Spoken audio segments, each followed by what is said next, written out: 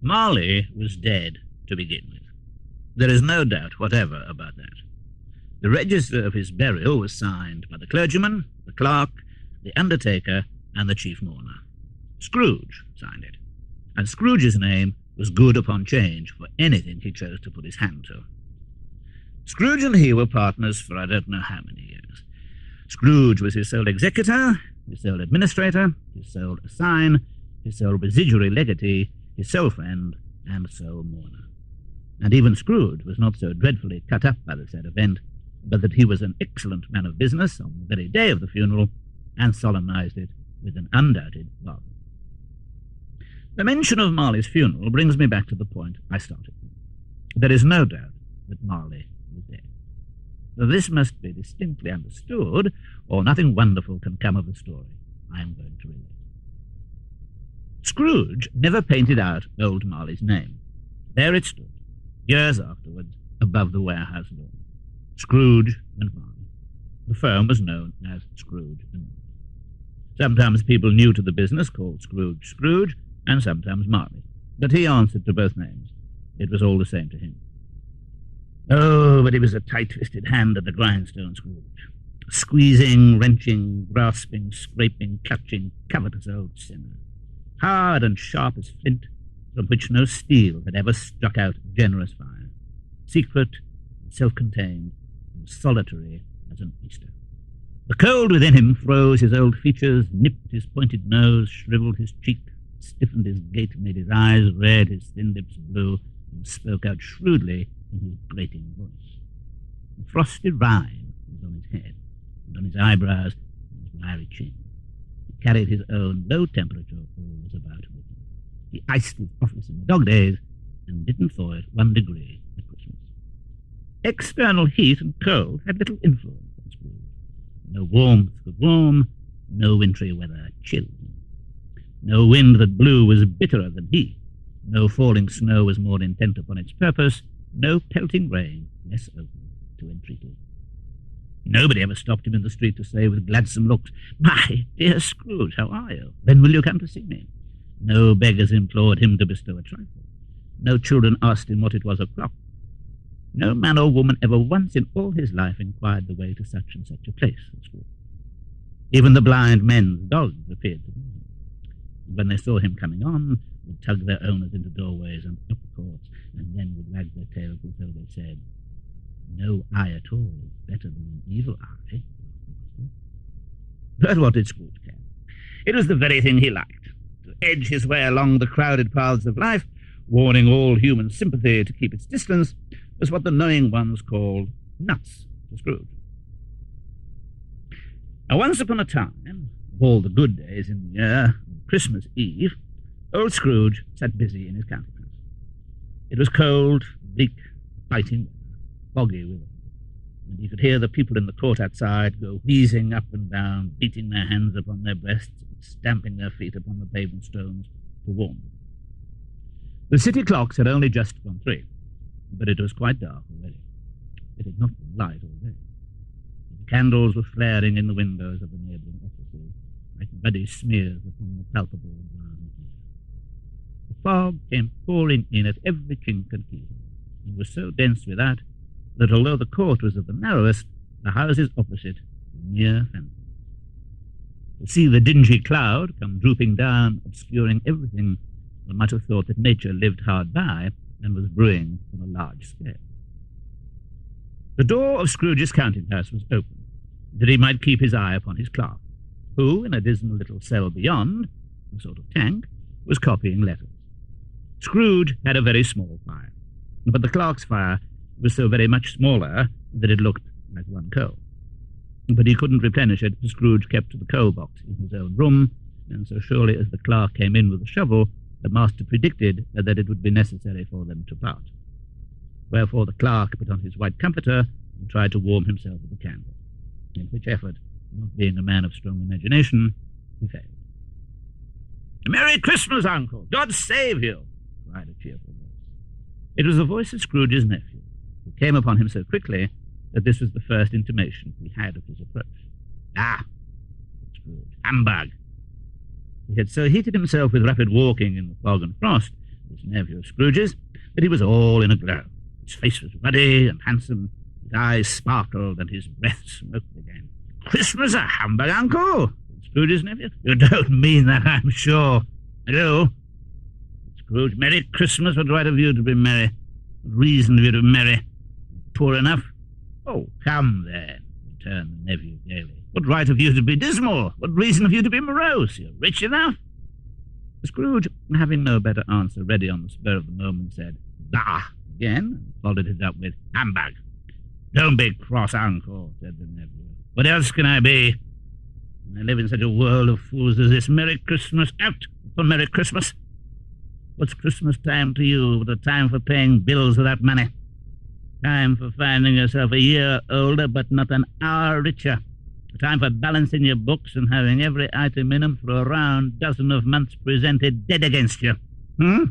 If I could have my will, every idiot who goes about with Merry Christmas on his lips should be boiled with his own pudding and buried with a stake of holly through his heart. He should." "Uncle," pleaded the nephew. "Nephew," returned the uncle sternly, "keep Christmas in your own way. Let me keep it in mine." "Keep it? But you don't keep it. Or let me leave it alone then. Much good may it do you. Much good it has ever done you." "There are many things from which I might have derived good, of which I have not profited, I dare say," returned the nephew. "Christmas among the rest.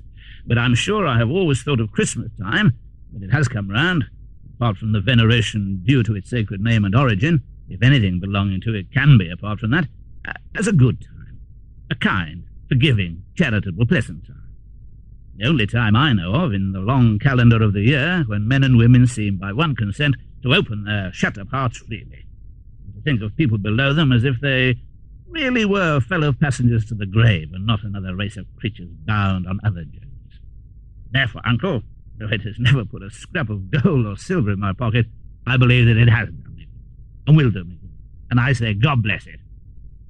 The clerk in the tank involuntarily applauded. Becoming immediately sensible of the impropriety, he poked the fire and extinguished the last frail spark. "Be here another sound from you," said Scrooge, "and you'll keep your Christmas balloons in your situation." "Ah, you're quite a powerful speaker, sir," he added, turning to his nephew. "I wonder you don't go into Parliament."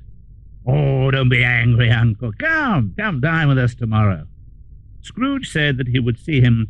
Yes, indeed, he did. He went the whole length of the expression and said that he would see him in that extremity first. "But why?" cried Scrooge. "Why? Why did you get married?"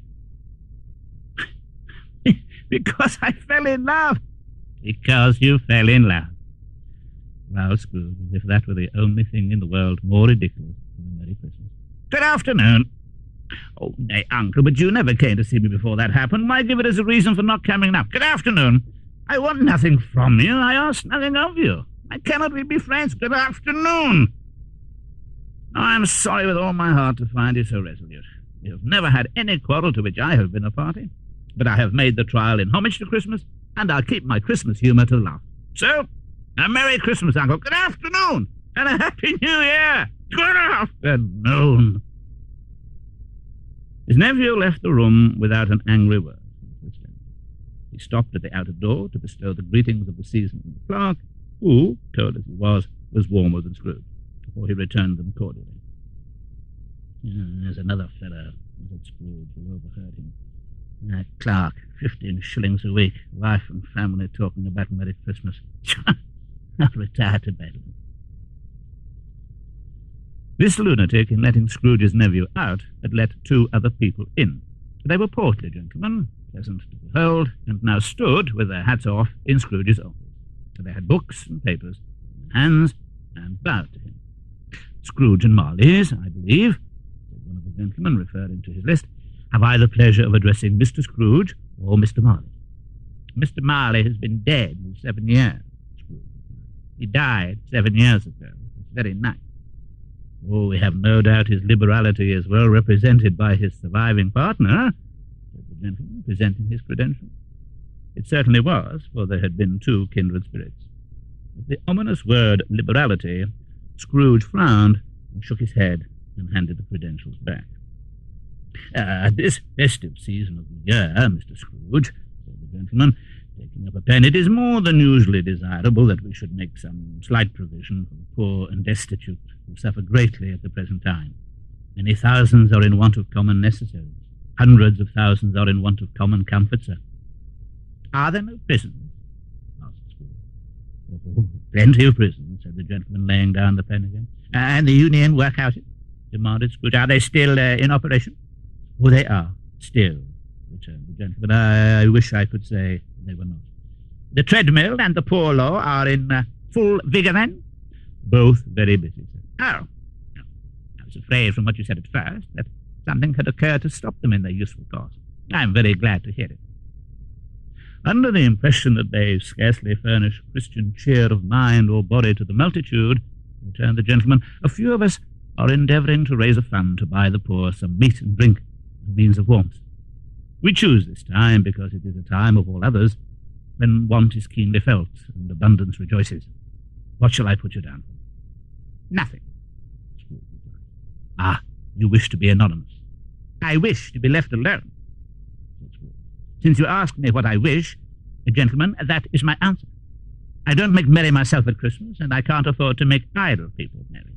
I help to support the establishments I have mentioned. They cost enough, and those who are badly off must go there.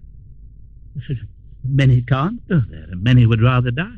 If they would rather die, they had better do it, and decrease the surplus population. Besides, excuse me, I don't know them. But you might know it, observed the gentleman. It's not my business. Enough for a man to understand his own business and not to interfere with other people's. Mine occupies me constantly. Good afternoon, gentlemen. Seeing clearly that it would be useless to pursue their point, the gentleman withdrew. Scrooge resumed his labours with an improved opinion of himself and in a more facetious temper than was usual. Meanwhile, the fog and darkness thickened so that people ran about with flaring lamps, proffering their services to go before horses in carriages and conduct them on their way. The ancient tower of a church, whose gruff old bell was always peeping slyly down at Scrooge out of a Gothic window in the wall, became invisible and struck the hours and quarters in the clouds, tremulous vibrations afterwards as if its teeth were chattering with its frozen head. The cold became intense, piercing, searching, biting. If the good St. Dunstan had but nipped the evil spirit's nose with a touch of such weather as that, instead of using his familiar weapon, then indeed he would have roared to lusty purpose. The owner of one scantier nose, gnawed and mumbled by the hungry cold as bones are gnawed by dogs, stooped down at Scrooge's keyhole to regale him with a Christmas carol. But at the first sound of "God bless you, merry gentlemen, may nothing you dismay," Scrooge seized the ruler with such energy of action that the singer fled in terror, leaving the keyhole to the fog and even more congenial frost. At length, the hour of shutting up the counting-house arrived. With an ill will, Scrooge dismounted from his stool and tacitly admitted the fact to the expectant clerk in the tank, who instantly snuffed his candle and put on his hat. "You'll want all day tomorrow, I suppose," said Scrooge. If quite convenient, sir." "It's not convenient. It's not fair. If I was to stop half a crown for it, you'd think yourself ill-used, I'll be bound." The clerk smiled faintly. "And yet you don't think me ill-used when I pay a day's wages for no work?" The clerk observed that it was only once a year. "The poor excuse of picking a man's pocket every 25th of December," said Scrooge, buttoning his greatcoat to the chin. "But I suppose you must have the whole day. Be here all the earlier next morning." The clerk promised that he would, and Scrooge walked out. Scrooge took his melancholy dinner in his usual melancholy tavern, and having read all the newspapers and beguiled the rest of the evening with his banker's book, went home to bed. He lived in chambers which had once belonged to his deceased partner. They were a gloomy suite of rooms. The yard was so dark that even Scrooge, who knew its every stone, was fain to grope with his hand. The fog and frost so hung about the black old gateway of the house that it seemed as if the genius of the weather sat in mournful meditation on the threshold. Now, it is a fact that there was nothing at all particular about the knocker on the door, except that it was very large. It is also a fact that Scrooge had seen it, night and morning, during his whole residence in that place. Also that Scrooge had as little of what is called fancy about him as any man in the city of London, and even including, which is a bold word, the corporation, alderman, and livery. Let it also be borne in mind that Scrooge had not bestowed one thought on Marley since his last mention of his 7-year dead partner that afternoon, and then let any man explain to me, if he can, how it happened that Scrooge, having his key in the lock of the door, saw in the knocker, without its undergoing any intermediate process of change, not a knocker, but Marley's face. Marley's face. It was not in impenetrable shadow, as the other objects in the yard were, but had a dismal light about it, like a bad lobster in a dark cellar. It was not angry or ferocious, but looked at Scrooge as Marley used to look, with ghostly spectacles turned up on its ghostly forehead. The hair was curiously stirred, as if by breath or hot air, and though the eyes were wide open, they were perfectly motionless. That, and its livid colour, made it horrible. But its horror seemed to be in spite of the face and beyond its control, rather than a part of its own expression. As Scrooge looked fixedly at this phenomenon, it was a knocker again. To say that he was not startled, or that his blood was not conscious of a terrible sensation to which it had been a stranger from infancy, would be untrue. But he put his hand upon the key he had relinquished, turned it sturdily, walked in, and lighted his candle. He did pause with a moment's irresolution before he shut the door, and he did look cautiously behind it first, as if he half expected to be terrified with the sight of Marley's pigtails sticking out into the hall. But there was nothing on the back of the door except the screws and nuts that held the knocker on, so he said, and closed it with a bang. The sound resounded through the house like thunder. Scrooge was not a man to be frightened by echoes. He fastened the door and walked across the hall and up the stairs, slowly too, trimming his candle as he went. Half a dozen gas lamps out of the street wouldn't have lighted the entry too well, so you may suppose that it was pretty dark when Scrooge's did. Up Scrooge went, not caring a button for that. Darkness was cheap, and Scrooge liked it. But before he shut his heavy door, he walked through his rooms to see that all was right. He had just enough recollection of the face to desire to do that. Sitting room, bedroom, lumber room. Yeah, all as they should be. Nobody under the table, nobody under the sofa. Small fire in the grate, spoon and basin ready, and a little saucepan of gruel upon the hob. Quite satisfied, he closed his door and locked himself in. Double locked himself in, which was not his custom. Thus secured against surprise, he took off his cravat, put on his dressing gown and slippers, and his nightcap, and sat down before the fire to take his gruel. It was a very low fire indeed, nothing on such a bitter night. He was obliged to sit close to it and brood over it before he could extract the least sensation of warmth from such a handful of fuel. The fireplace was an old one, built by some Dutch merchant long ago, and paved all round with quaint Dutch tiles, designed to illustrate the scriptures.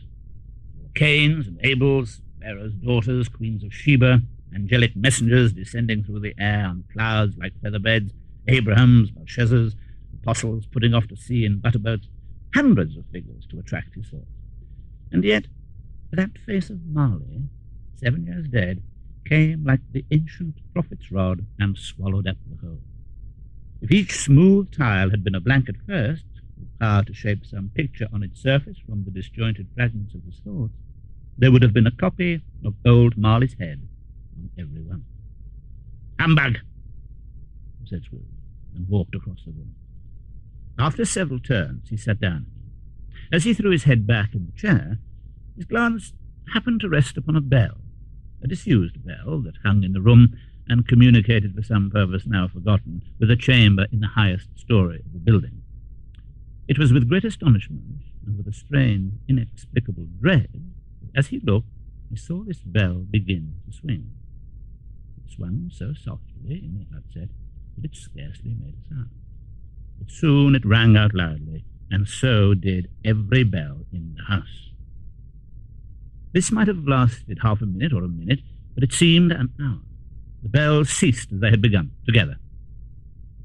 They were succeeded by a clanking noise, deep down below, as if some person were dragging a heavy chain over the casks in the wine merchant's cellar. Scrooge then remembered to have heard that ghosts in haunted houses were described as dragging chains. The cellar door flew open with a booming sound, and then he heard the noise much louder, on the floors below, then coming up the stairs, then coming straight towards his door. Now, humbug still, I won't believe it. His colour changed, though, when, without a pause, it came on through the heavy door and passed into the room before his eyes. Upon its coming in, the dying flame leapt up as though it cried, "I know him, Marley's ghost," and fell again. The same thing, the very same. Marley in his pigtail, usual waistcoat, tights and boots, the tassels on the latter bristling like his pigtail, and his coat skirts, and the hair upon his head. The chain he drew was clasped about his neck. It was long and wound about him like a tail, and it was made, as Scrooge observed it closely, of cash boxes, keys, padlocks, ledgers, deeds, and heavy purses wrought in steel. His body was transparent, so that Scrooge, observing him and looking through his waistcoat, could see the two buttons on his coat behind. Scrooge had often heard it said that Marley had no bowels, but he had never believed it until now. No, nor did he believe it even now. Though he looked the phantom through and through and saw it standing before him, though he felt the chilling influence of its death-cold eyes, and marked the very texture of the folded kerchief bound about its head and chin, which wrapper he had not observed before, he was still incredulous, and fought against his senses. "How now?" said Scrooge, caustic and cold as ever. What do you want with me?" "Much." Marley's voice, no doubt about it. "Who are you?" "Ask me who I was." "Who were you then?" said Scrooge, raising his voice. "In life, I was your partner, Jacob Marley." Can you sit down?" asked Scrooge, looking doubtfully at him. "I can." "Do it, then." The ghost sat down on the opposite side of the fireplace, as if he were quite used to it. "You don't believe in me," observed the ghost. "I don't," said Scrooge. "What evidence would you have of my reality, beyond that of your senses?" I don't know." "Why do you doubt your senses?" "And because a little thing affects them. A slight disorder of the stomach makes them cheat. You may be an undigested bit of beef, a blot of mustard, a crumb of cheese, fragment of an underdone potato. There's more of gravy than of grave about you, whatever you are." Scrooge was not much in the habit of cracking jokes, nor did he feel in his heart by any means waggish then. The truth is that he tried to be smart as a means of distracting his own attention and keeping down his terror, for the spectre's voice disturbed the very marrow of his bones. You see this toothpick?" said Scrooge, returning quickly to the child, for the reason just assigned, and wishing, though it were only for a second, to divert the vision's stony gaze from himself. "I do." "Yeah, you're not looking at it." "But I see it, notwithstanding."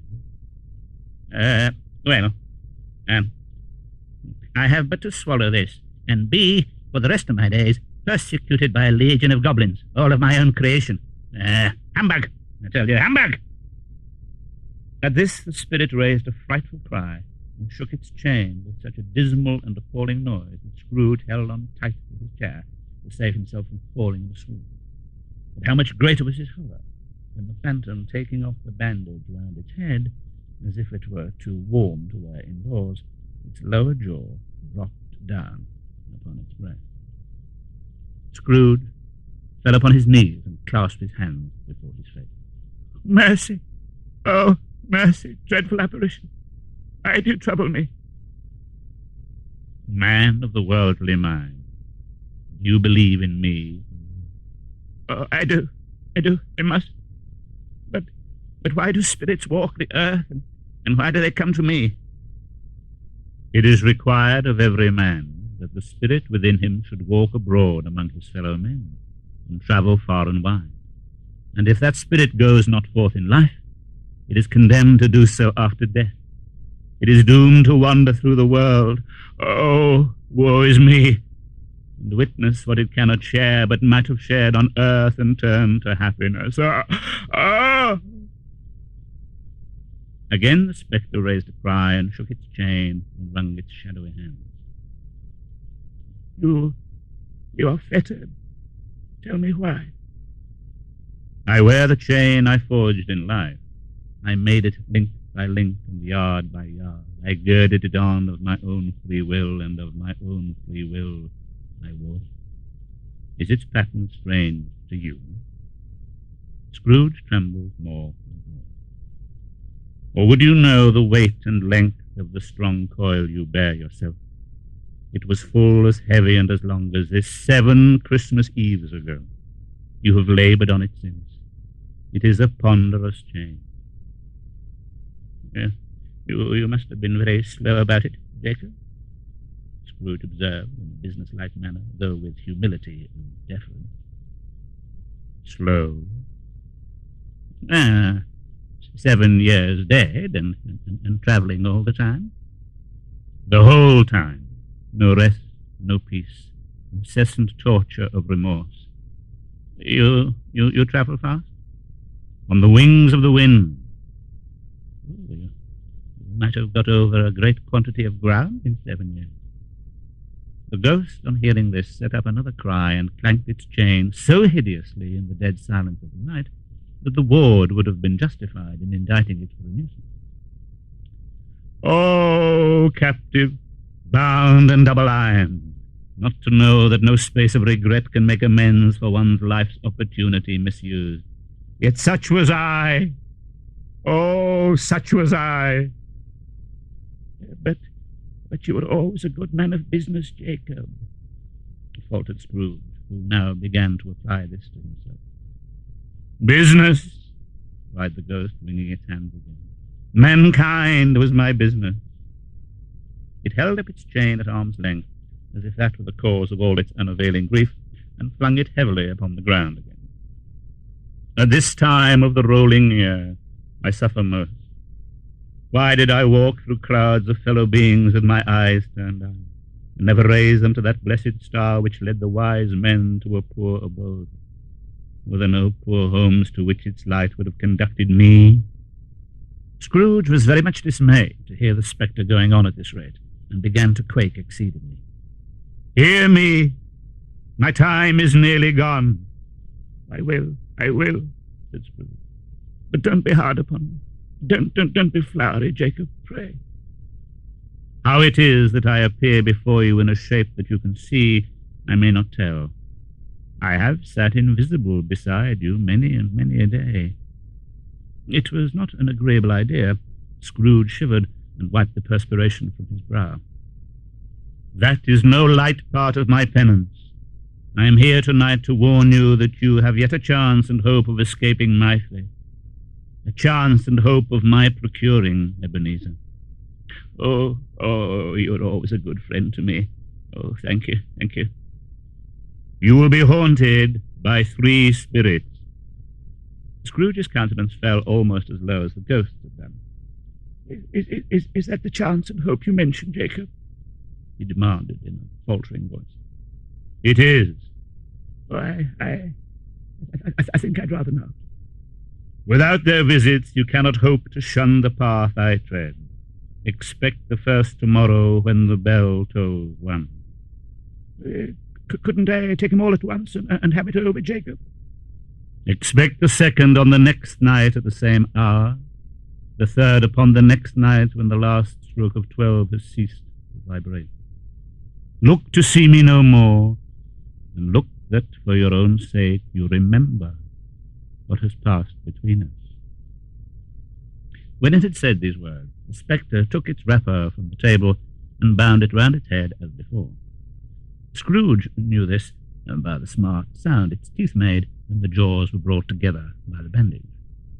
He ventured to raise his eyes again and found his supernatural visitor confronting him in an erect attitude with its chain wound over and about its arm. The apparition walked backward from him, and at every step took the window raised itself a little, so that when the spectre reached it, it was wide open. It beckoned Scrooge to approach, which he did.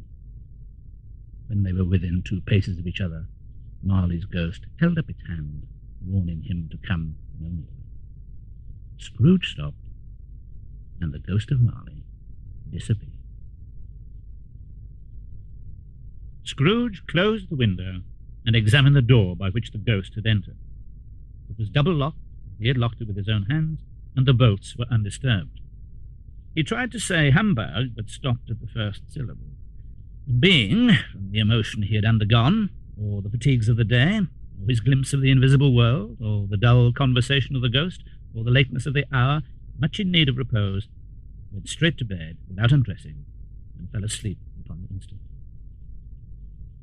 When Scrooge awoke, it was so dark that looking out of bed he could scarcely distinguish the transparent window from the opaque walls of his chamber.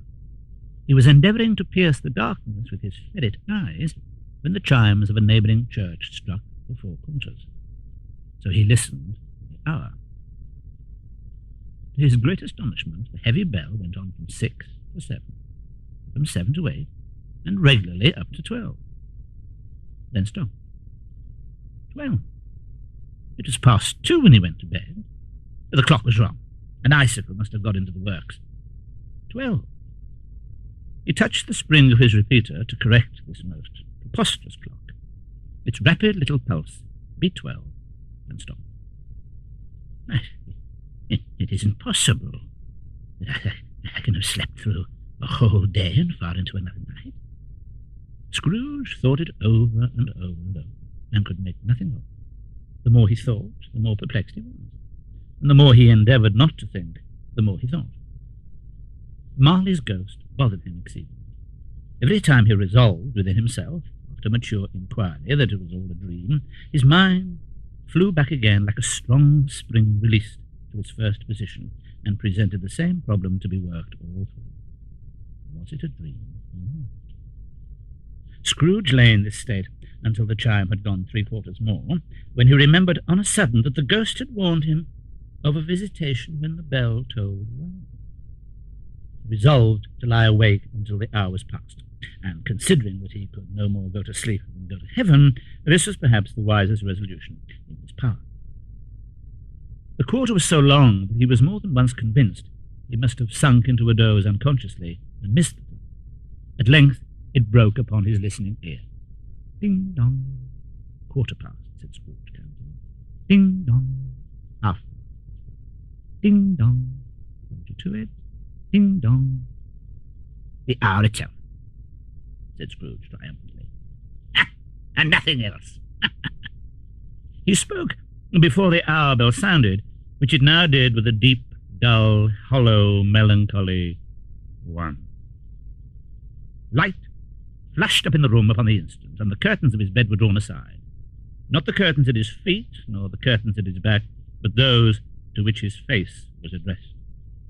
And Scrooge, starting up into a half-recumbent attitude, found himself face to face with the unearthly visitor of the room.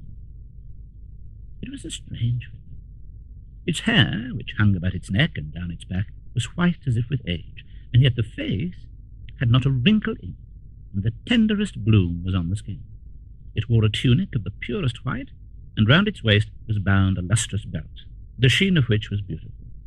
It held a branch of fresh green holly in its hand, and in singular contradiction of that wintry emblem, had its dress trimmed with summer flowers.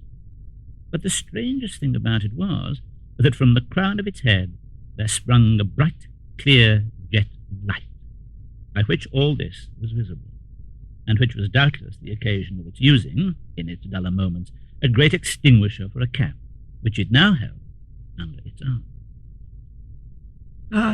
Are you the spirit, sir, whose coming was foretold to me? I am.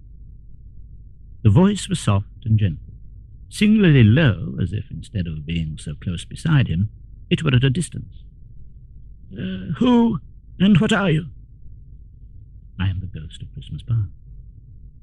Long past? Inquired Scrooge, observant of its dwarfish stature. No, your part. Perhaps Scrooge could not have told anybody why, if anybody could have asked him, but he had a special desire to see the spirit in his cap, and begged him to be covered. What? Exclaimed the ghost. Would you so soon put out with worldly hands the light I give?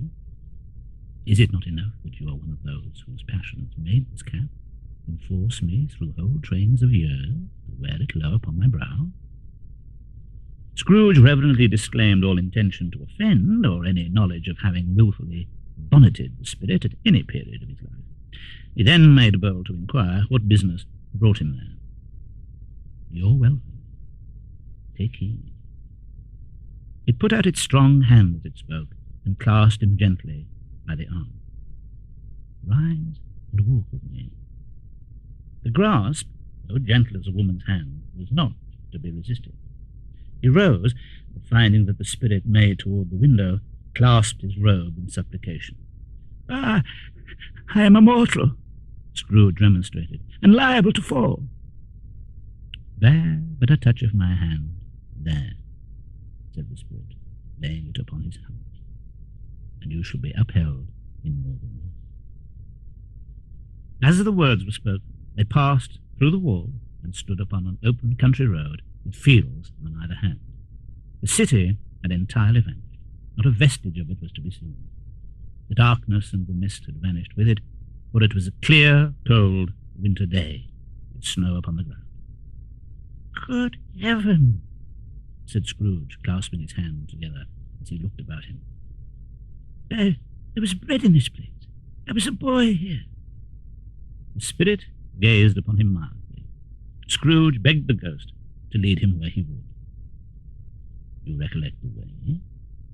Remember it, cried Scrooge with fervour. How I could walk it blindfold. Strange to have forgotten it for so many years.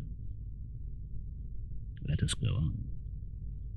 They walked along the road, Scrooge recognizing every gate and post and tree, until a little market town appeared in the distance, with its bridge, its church, and winding river.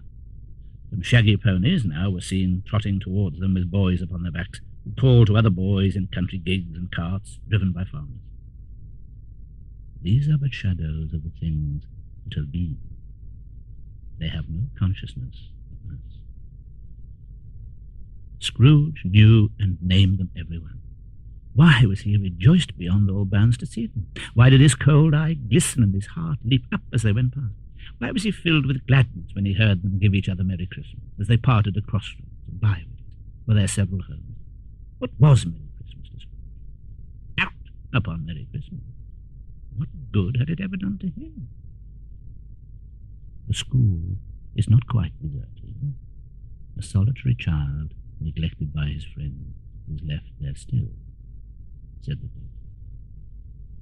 Scrooge said he knew it, and he sobbed.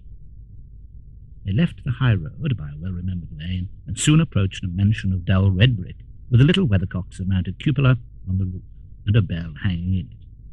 Entering the dreary hall, and glancing through the open doors of many rooms, they found them poorly furnished, cold, and vast. They went, the ghost and Scrooge, across the hall to a door at the back of the house. It opened before them, and disclosed a long, bare, melancholy room, made barer still by lines of plain deal forms and death.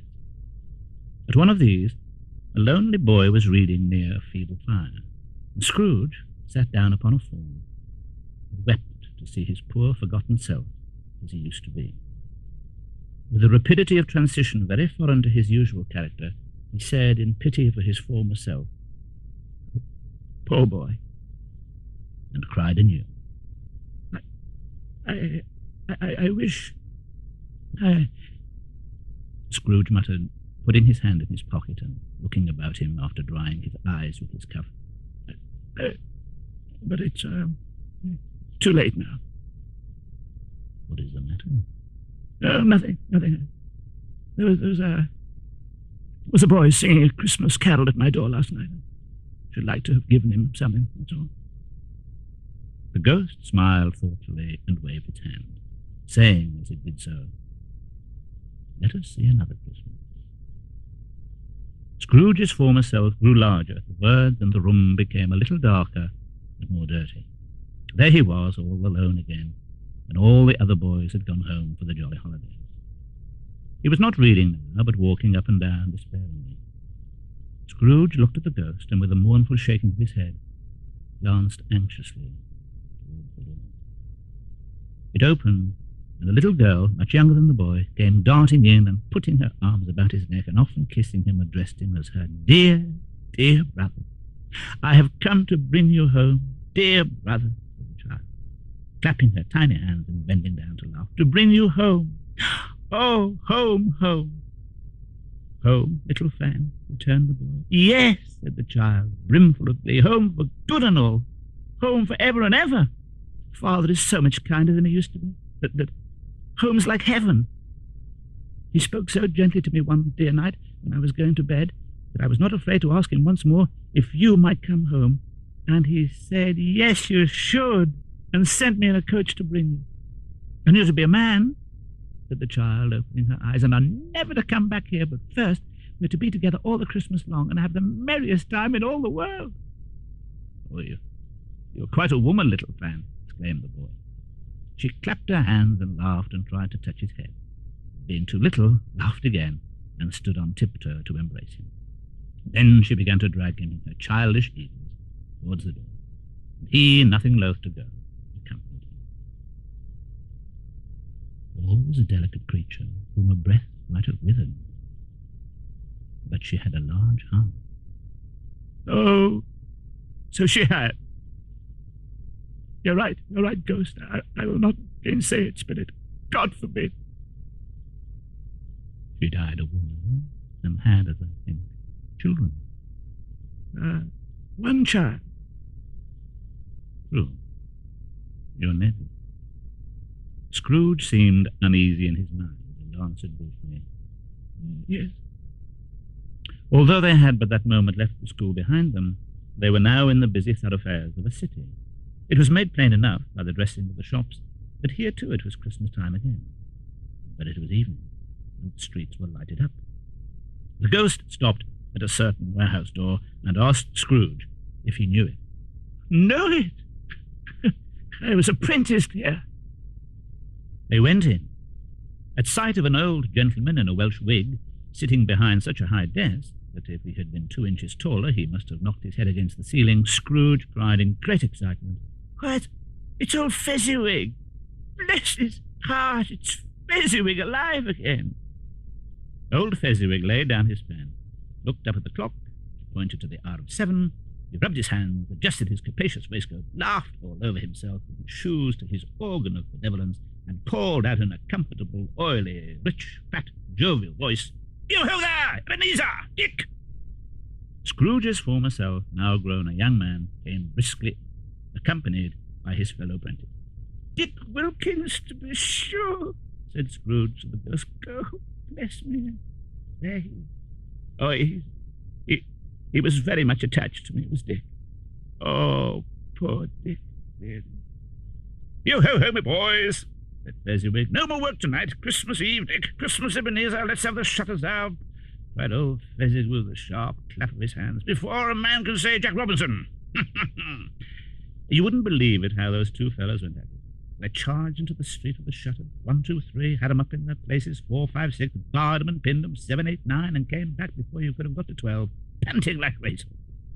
"Hilly-ho, hilly-ho!" cried old Fezziwig, skipping down from the high desk with wonderful agility. "Clear away, my lads, clear away. Let's have lots of room here. Hilly-ho, Dick, Kid, Ebenezer. Ho, ho, ho."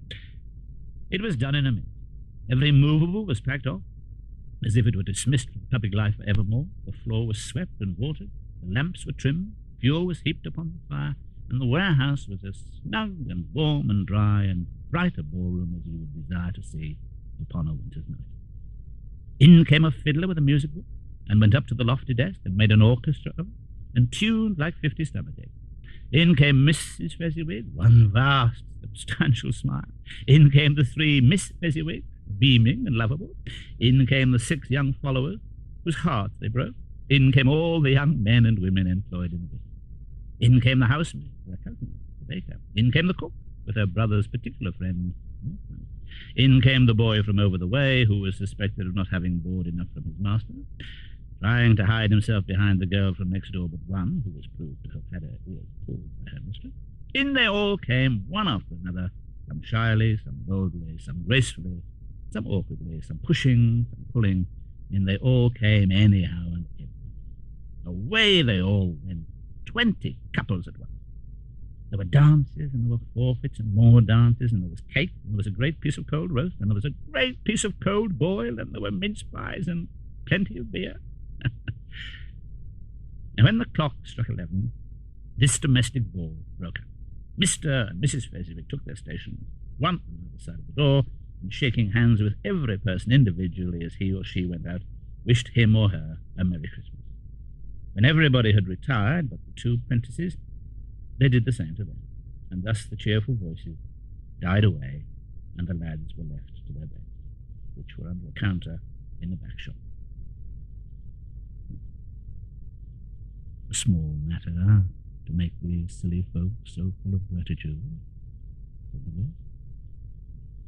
Small? Echoed Scrooge. The spirit signed to him to listen to the 2 apprentices, who were pouring out their hearts in praise of Fezziwig. When he had done so, said, "Why is it not? He has spent but a few pounds of your mortal money, 3 or 4 perhaps. Is that so much that he deserves this privilege?" "It isn't that," said Scrooge, heated by the remark, and speaking unconsciously like his former, not his latter self. "No, it isn't that, Spirit. He has the power to render us happy or unhappy, to make our service light or burdensome, a pleasure or a toil. I say that his power lies in words and looks, in things so slight and insignificant that it is impossible to add and count them. But what then?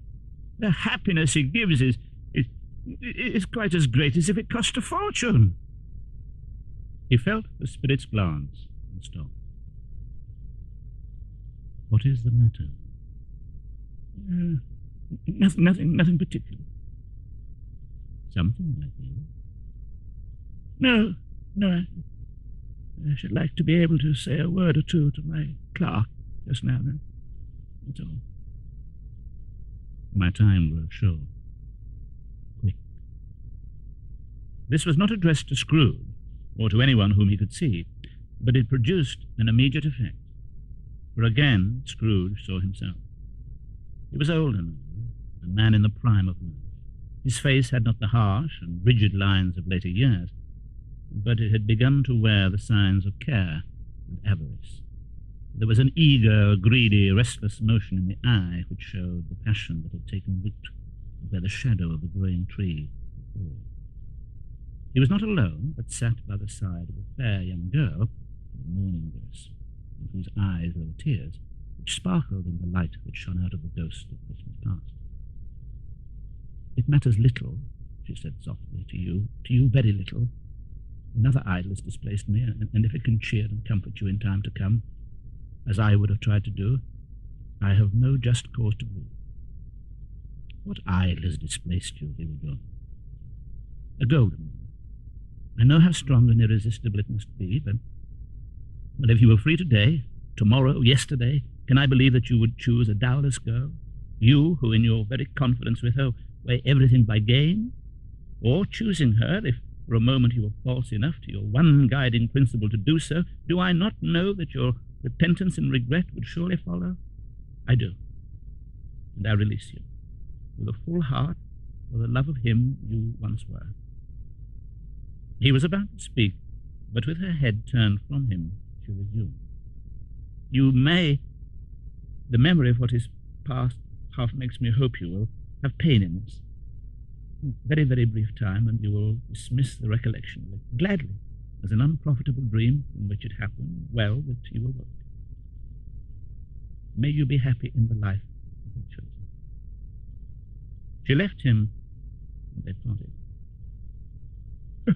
"Spirit," said Scrooge in a broken voice. Remove me from this place. I told you these were shadows of the things that have been, said the ghost. That they are what they are. Do not blame me. Remove me. Cannot bear it. He turned upon the ghost, and seeing that it looked upon him with a face of which in some strange way there were fragments of all the faces it had shown him, wrestled with it. Leave me. Take me back. Haunt me no longer. In the struggle, if that can be called a struggle in which the ghost, with no visible resistance on its own part, was undisturbed by any effort of its adversary, Scrooge observed that its light was burning high and bright.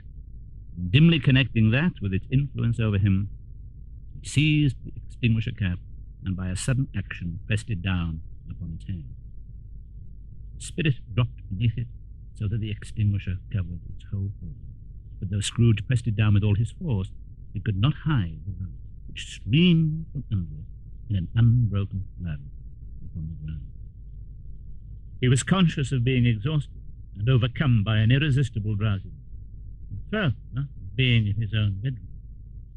He gave the cap a parting squeeze, in which his hand relaxed, and had barely time to reel to bed before he sank into a heavy sleep.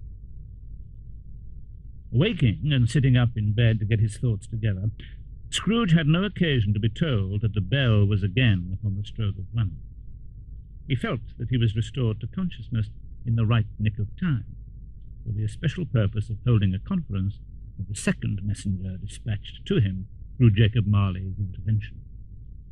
But finding that he turned uncomfortably cold when he began to wonder which of his curtains this new spectre would draw back, he put them every one aside with his own hands, and lying down again established a sharp lookout all around the bed.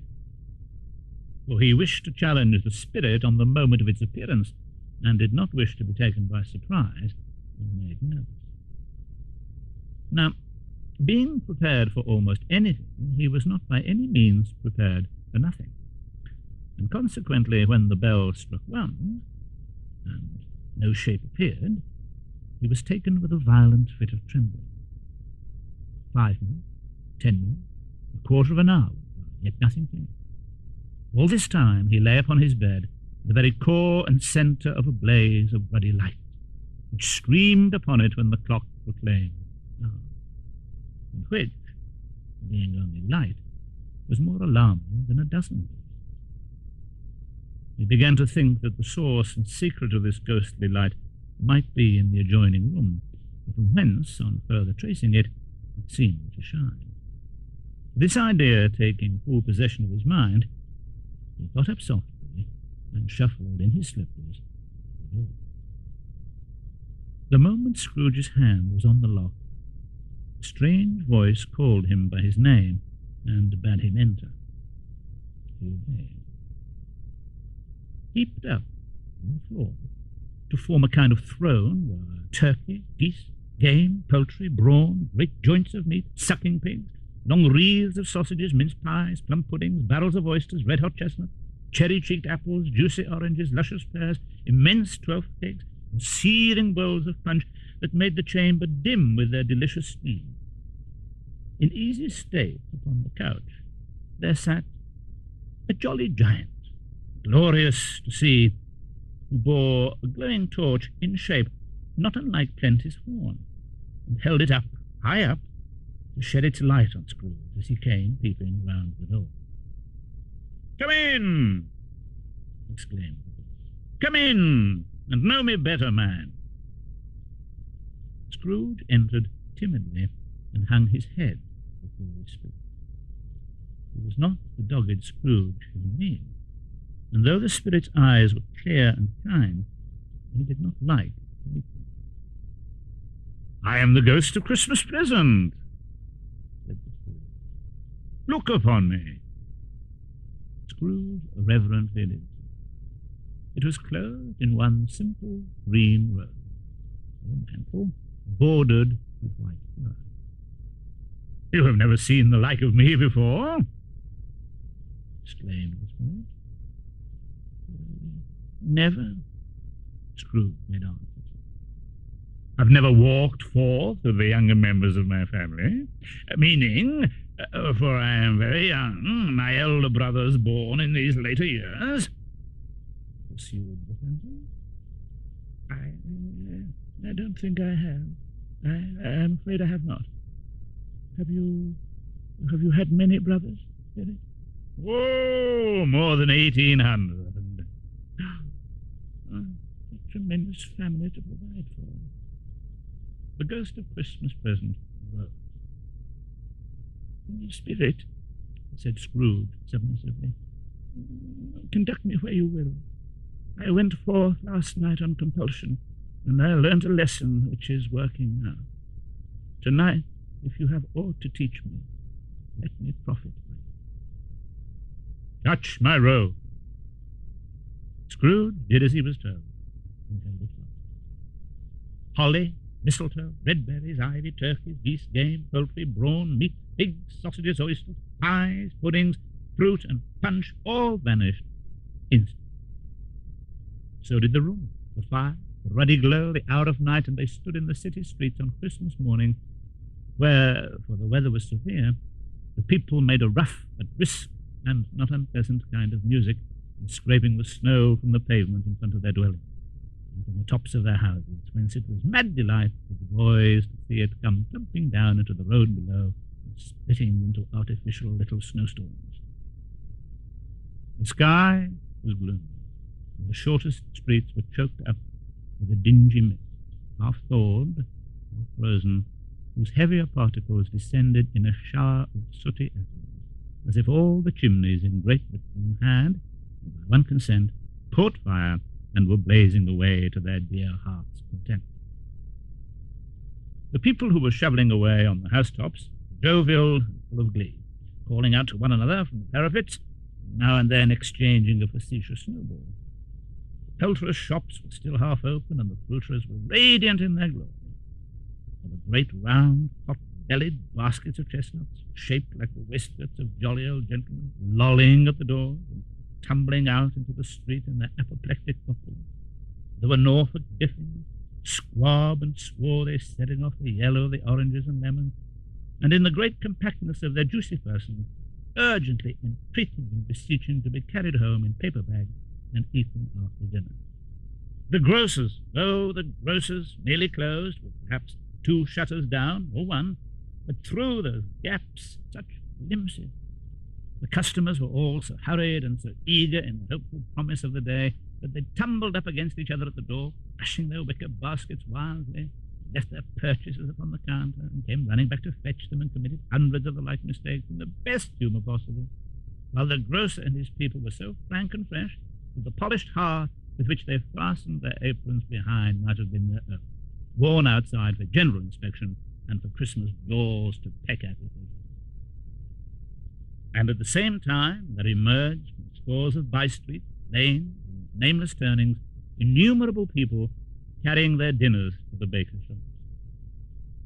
The sight of these poor revellers appeared to interest the spirit very much, for he stood with Scrooge beside him at the baker's door, and taking off the covers as their bearers passed, sprinkled incense on their dinners from his torch. And it was a very uncommon kind of torch. Once or twice, when there were angry words between some dinner carriers who had jostled each other, he shed a few drops of water, and their good humour was restored again. For they said it was a shame to quarrel upon Christmas Day. And so it was. God love it, so it was. In time the bells ceased, and the bakers were shut up. And yet there was a genial shadowing forth of all dinners and the progress of their cooking in the thawed blotch of wet above each baker's oven, where the pavement smoked as if its stones were cooking too. Is there a peculiar flavour in what you sprinkle from your torch? Asked Scrooge. There is, my own. Would it apply to any kind of dinner on this day? To any kindly given, to a poor one most. Why to a poor one most? Because it needs it most. Spirit, said Scrooge after a moment's thought, I wonder you, of all the beings in the many worlds about us, should desire to cramp these people's opportunities of innocent enjoyment. I? You would deprive them of their means of dining every seventh day, often the only day on which they can be said to dine at all, wouldn't you? I? You seek to close these places on the seventh day, and it comes to the same thing. I seek? Oh, forgive me if I am wrong. It has been done in your name, or at least in that of your family. There are some upon this earth of yours, Spirit, who lay claim to know us, and who do their deeds of passion, pride, ill will, hatred, envy, bigotry, and selfishness in our name, who are as strange to us and all our kith and kin as if they had never lived. The Spirit led him, both of them invisible, straight to Scrooge's class. On the threshold of the door, the Spirit smiled and stopped to bless Bob Cratchit's dwelling with a sprinkling of his tongue. Then up rose Mrs. Cratchit, Cratchit's wife, dressed out but poorly in a twice-turned gown, but brave in ribbons, which are cheap and make a goodly show for sixpence. And she laid the cloth, assisted by Belinda Cratchit, second of her daughters, also brave in ribbons, while Master Peter Cratchit plunged a fork into the saucepan of potatoes. And now 2 smaller Cratchits, boy and girl, came tearing in, screaming that outside the baker's they had smelt the goose and known it for their own. Basking in luxurious thoughts of sage and onion, the young Cratchit danced about the table. What has ever got your precious father, then? Said Mrs. Cratchit. And your brother Tiny Tim, and Martha weren't as late last Christmas Day by half an hour. Here's Martha, mother, said a girl, appearing as she spoke. Here's Martha, mother, cried the 2 young Cratchits. Hurrah, hurrah, oh, there's such a goose, Martha! Why, bless your heart alive, my dear, how late you are, said Mrs. Cratchit, kissing her a dozen times and taking off her shawl and bonnet with officious zeal. We'd a deal of work to finish up last night, replied the girl, and had to clear away this morning, mother. Oh, well, never mind, so long as you are come, said Mrs. Cratchit. Sit you down before the fire, my dear. Have a warm, Lord bless you. No, there's father coming, cried the 2 young Cratchits, who were everywhere at once. Hide, Martha, hide! So Martha hid herself, and in came Bob, the father, with Tiny Tim on his shoulder. Alas for Tiny Tim, he bore a little crutch, and had his limbs supported by an iron frame. Why, where's our Martha? Cried Bob Cratchit, looking at her. Not coming? Not coming upon Christmas Day. Martha didn't like to see him disappointed, if it were only in joke. So she came out prematurely from behind the closet door and ran into his arms, while the 2 young Cratchits hustled Tiny Tim and bore him off into the wash-house that he might hear the pudding singing in the copper. And how did little Tim behave? Asked Mrs. Cratchit, when Bob had hugged his daughter to his heart's content. Oh, as good as gold, and better. Somehow, he gets thoughtful, sitting by himself so much, and thinks the strangest things you ever heard. He told me, coming home, that he hoped the people saw him in the church because he was a cripple, and it might be pleasant to them to remember upon Christmas Day who made lame beggars walk and blind men see. The active little crutch was heard upon the floor, and back came Tiny Tim before another word was spoken, escorted by his brother and sister to his stool before the fire. And while Bob, turning up his cuffs, as if, poor fellow, they were capable of being made more shabby, compounded some hot mixture in a jug with gin and lemons, and stirred it round and put it on the hob to simmer, Master Peter and the 2 ubiquitous young Cratchits went to fetch the goose, with which they soon returned in high procession. Such a bustle ensued that you might have thought a goose the rarest of all, a feathered phenomenon, to which a black swan was a matter of course. And, in truth, it was something very like it in that house. At last the dishes were set on, and grace was said. There never was such a goose. Bob said he didn't believe there ever was such a goose cooked. Its tenderness and flavour, size, and cheapness were the themes of universal admiration. Eked out by apple sauce and mashed potatoes, it was a sufficient dinner for the whole family. Indeed, as Mrs. Cratchit said with great delight, surveying one small atom of a bone upon the dish.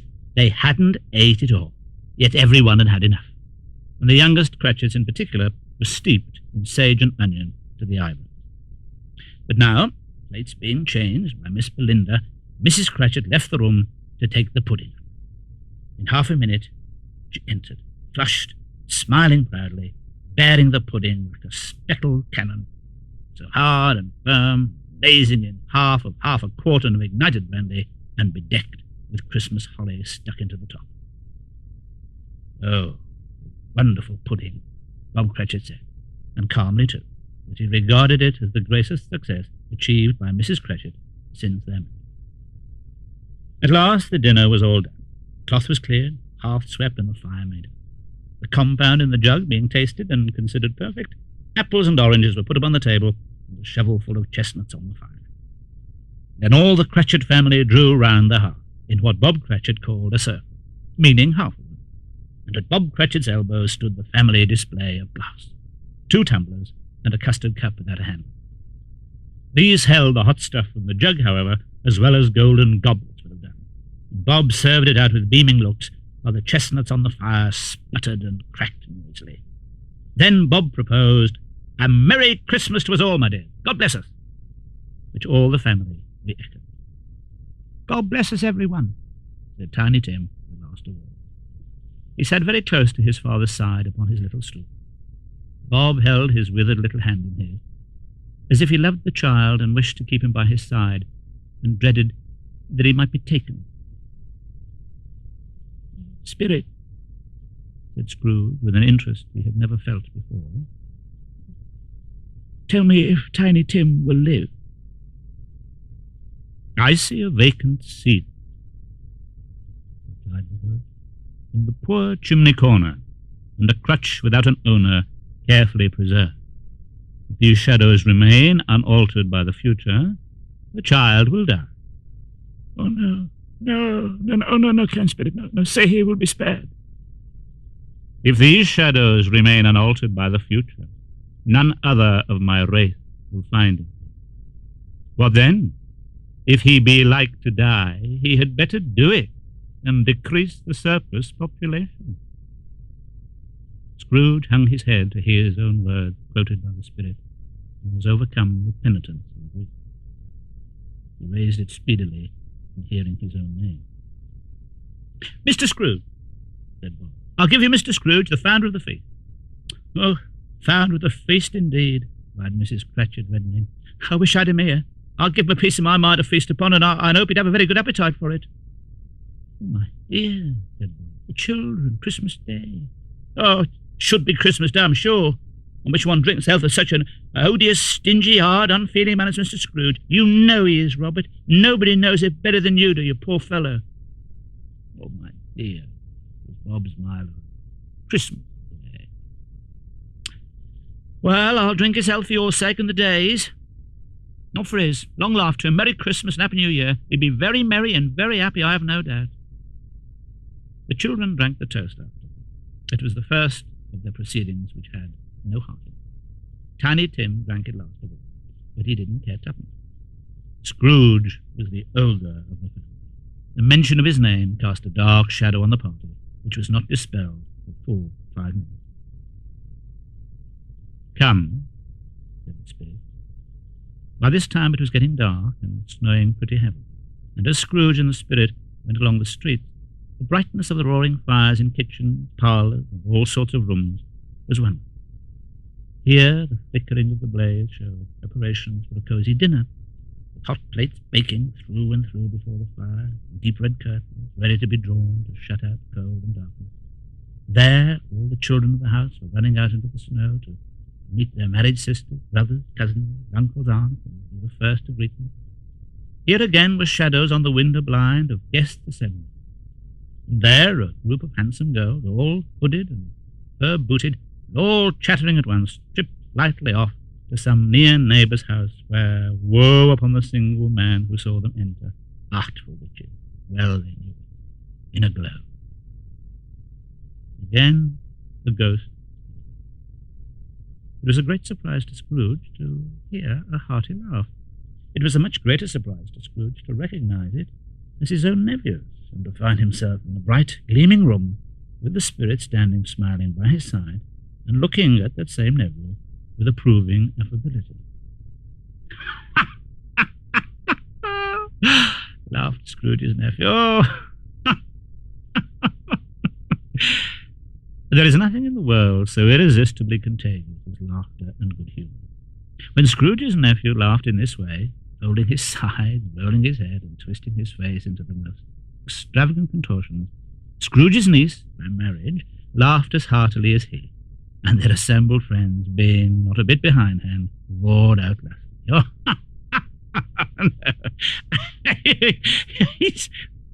He said that Christmas was a humbug, as I live, cried Scrooge's nephew. And he believed it, too. Oh, more shame for him, Fred, said Scrooge's niece indignantly. Bless those women. They never do anything by halves. They are always in earnest. She was very pretty, exceedingly pretty, with a dimpled, surprised-looking, capital face, a ripe little mouth that seemed made to be kissed, as no doubt it was. Oh, he's a comical old fellow. Said truth, and not so pleasant as he might be. However, his offences carry their own punishment, and I have nothing to say against him, said Scrooge's nephew. I'm sure he is very rich, Fred, hinted Scrooge's niece. At least you always tell me so. What of that, my dear? His wealth is of no use to him. He won't do any good with it. He don't make himself comfortable with it. He hasn't the satisfaction of thinking that he's ever going to benefit us with it. Oh, I have no patience with him, observed Scrooge's niece. Scrooge's niece's sisters and all the other ladies expressed the same opinion. Oh, well, I have, said Scrooge's nephew. I'm sorry for him. I couldn't be angry with him if I tried. I mean, who suffers by his illness? Himself, always. Here he takes it into his head to dislike us, and he won't come and dine with us. What's the consequence? He loses an excellent dinner. The consequences of his taking a dislike to us and not making merry with us is, as I think, that he loses some pleasant moments, which could do him no harm. I'm sure he loses pleasanter companions than he can find in his own thoughts, either in his mouldy old office or his dusty chambers. But I mean to give him the same chance every year, whether he likes it or not. For I pity him. He may rail at Christmas till he dies, but he can't help thinking better of it. I defy him if he finds me going there in good temper year after year and saying, Uncle Scrooge, how are you? If it only puts him in the vein to leave his poor clerk £50. Well, that's something. He encouraged them in their merriment and passed the bottle joyously. He has given us plenty of merriment, I'm sure, continued Fred, and it would be ungrateful not to drink his health.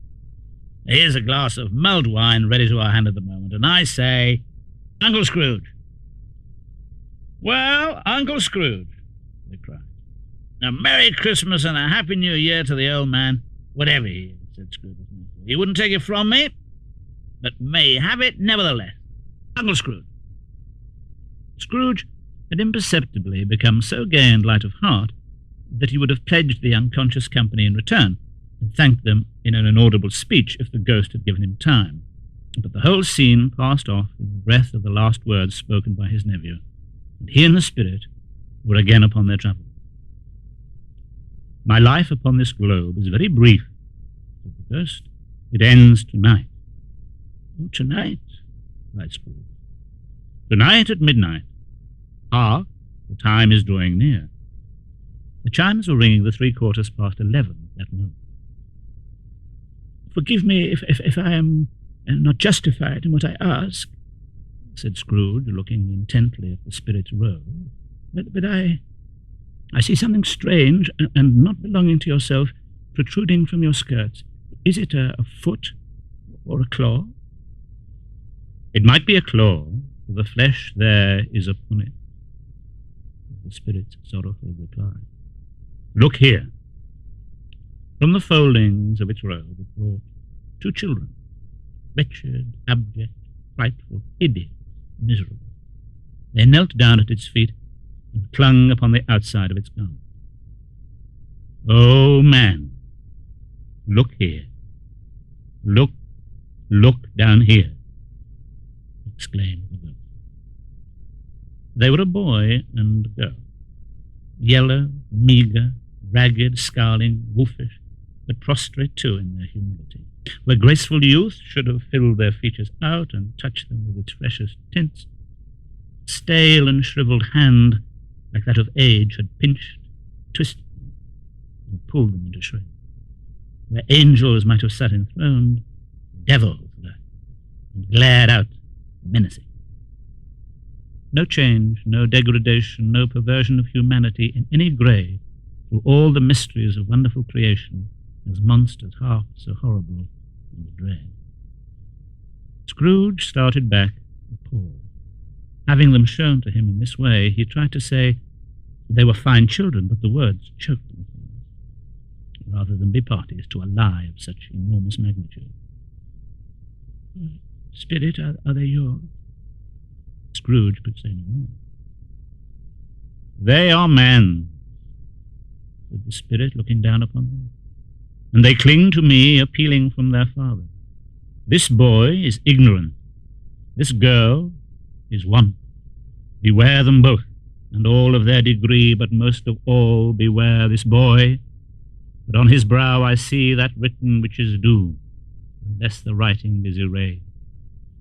Deny it, cried the Spirit, stretching out its hand towards the city.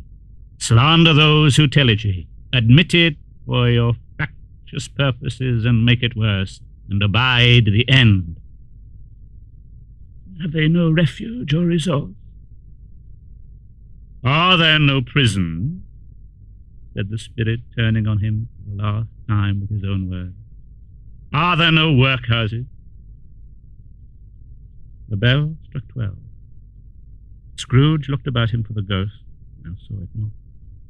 As the last stroke ceased to vibrate, he remembered the prediction of old Jacob Marley, and lifting up his eyes beheld a solemn phantom, draped and hooded, coming like a mist along the ground towards him. The phantom slowly, gravely, silently approached. When it came near him, Scrooge bent down upon his knees, for in the very air through which this spirit moved, it seemed to scatter gloom and mystery. It was shrouded in a deep black garment which concealed its head, its face, its form, and left nothing of it visible save one outstretched hand. But for this, it would have been difficult to detach its figure from the night and separate it from the darkness by which it was surrounded. He felt that it was tall and stately when it came beside him, and that its mysterious presence filled him with a solemn dread.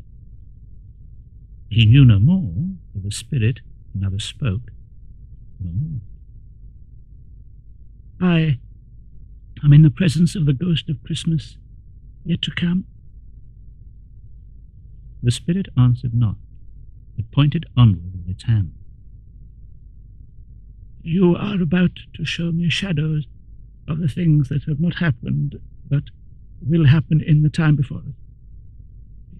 Is that so, Spirit? The upper portion of the garment was contracted for an instant in its folds, as if the Spirit had inclined its head, and that was the only answer he received. Although well used to ghostly company by this time, Scrooge feared the silent shape so much that his legs trembled beneath him, and he found that he could hardly stand when he prepared to follow it. Ghost of the future, I fear you more than any spectre I have seen, but as I know your purpose is to do me good, and as I hope to live to be another man from what I was, I am prepared to bear your company, and do it with a thankful heart. Will you not speak to me? It gave him no reply. The hand was pointed straight before him. Lead on. Lead on. The night is waning fast, and it is precious time to me, I know. Oh, lead on, Spirit. The phantom moved away as it had come towards him. Scrooge followed in the shadow of its dress, which bore him up, he thought, and carried him along. They scarcely seemed to enter the city, for the city rather seemed to spring up about them and encompass them of its own act. But there they were, in the heart of it, on change amongst the merchants, who hurried up and down and chinked the money in their pockets and conversed in groups, and looked at their watches and trifled thoughtfully with their great gold seals, and so forth, as Scrooge had seen them often. The spirit stopped beside one little knot of businessmen. Observing that the hand was pointed to them, Scrooge advanced to listen to their talk. "No, no," said a great fat man with a monstrous chin. I don't know much about it either way. I only know he's dead." "When did he die?" inquired another. "Oh, last night, I believe." "Why, what was the matter with him?" asked a third, taking a vast quantity of snuff out of a very large snuff-box. "I thought he'd never die." "God knows," said the first, with a yawn. "What's he done with his money?" asked a red-faced gentleman with a pendulous excrescence on the end of his nose that shook like the gills of a turkey-cock. "I haven't heard," said the man with a large chin, yawning again. "Left it to his company, perhaps. Hasn't left it to me. That's all I know." This pleasantry was received with a general laugh. "It's likely to be a very cheap funeral," said the same speaker, "for upon my life I don't know of anybody to go to it." Another laugh. Speakers and listeners strolled away and mixed with other groups. Scrooge knew the men and looked towards the spirit for an explanation. The phantom glided on into a street. Its finger pointed to two persons meeting. Scrooge listened again, thinking that the explanation might lie here. He knew these men also, perfectly. They were men of business, very wealthy and of great importance. He had made a point always of standing well in their esteem. "Well," said the first, "old Scratch has got his own at last, eh?" "So I'm told," returned the second. "It's cold, isn't it?" Not another word. That was their meeting, their conversation, and their parting. Scrooge was at first inclined to be surprised that the spirit should attach importance to conversations apparently so trivial, nor could he think of anyone immediately connected with himself to whom he could apply them. But he resolved to observe the shadow of himself when it appeared, for he had an expectation that the conduct of his future self would give him the clue he missed, and would render the solution of these riddles easy. He looked about in that very place for his own image, but another man stood in his accustomed corner, and though the clock pointed to his usual time of day for being there, he saw no likeness of himself among the multitudes that poured in through the court. Quiet and dark, beside him stood the phantom, with its outstretched hand. When he roused himself from his thoughtful quest, he fancied, from the turn of the hand and its situation in reference to himself, that the unseen eyes were looking at him keenly. It made him shudder and feel very cold.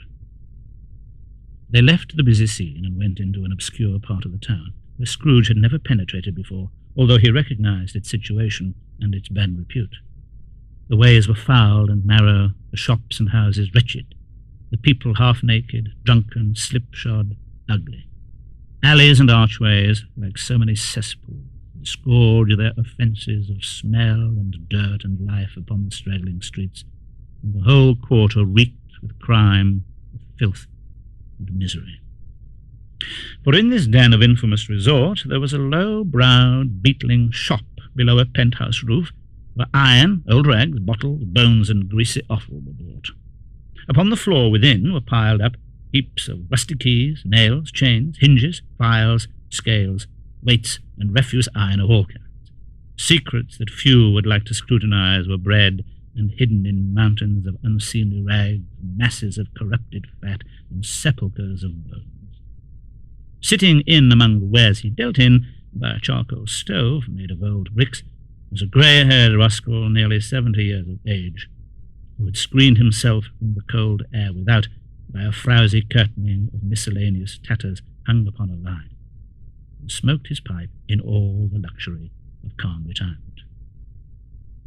Scrooge and the phantom came into the presence of this man, just as a woman with a heavy bundle slunk into the shop. But she had scarcely entered when another woman, similarly laden, came in too, and she was closely followed by a man in faded black, who was no less startled by the sight of them than they had been upon the recognition of each other. After a short period of blank astonishment, in which the old man with his pipe joined them, they all three burst into a laugh. "Oh, let the charwoman alone to be the first," cried she who had entered first. "Let the laundress alone to be the second, and let the undertaker's man alone to be the third. Look here, old Joe, here's a chance. If we haven't all three met here without meaning it." "You couldn't have met in a better place," said old Joe, removing his pipe from his mouth. "Come into the parlour. You were made free of it long ago, you know, and the other two ain't strangers. Just a minute, stop till I shut the door of the shop. Oh, it squeaks. There ain't such a rusty bit of metal in the place as its own hinges, I believe. And I'm sure there's no such old bones here as mine, eh? They're all suitable to our calling, we're well matched. Come into the parlour." The parlour was the space behind the screen of rain. The old man raked the fire together with an old stair rod, and having trimmed his smoky lamp, it was night, with the stem of his pipe, put it in his mouth again.